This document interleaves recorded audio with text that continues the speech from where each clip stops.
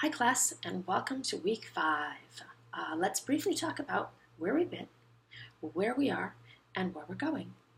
Last week we began working with media theories and their impacts on political communication. Specifically, we went over cultivation, agenda setting, spiral of silence, and social action theories, and we applied them to some current events in political news. This week, we're going to move to a 3-week module on artifacts in political communication. In particular, what we're going to look at is how artifacts symbolically represent political ideologies. Artifacts are going to include things like parks, monuments, memorials, documents. Really anything can actually qualify for these. And this is one of my favorite assignments because it's deeply multi-interdisciplinary. Rather than just view political communication, all of a sudden you're going to encounter rhetoric, history, human geography, psychology, critical cultural theory, and even architectural design.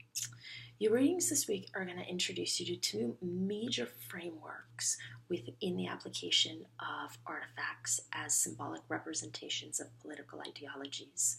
As you move through the readings, I think there's going to be a couple that are going to jump out at you, which is these artifacts have some form of power, and they also have some form of interconnection with the way public memory is maintained.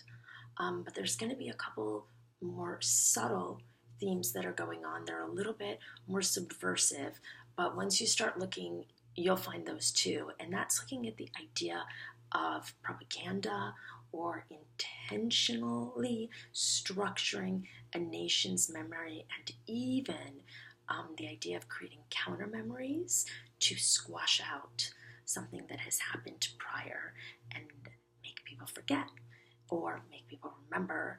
And you're going to see this stuff on your readings on the Holocaust Museum, on Confederate monuments, and on some of the symbols that remain from 9/11.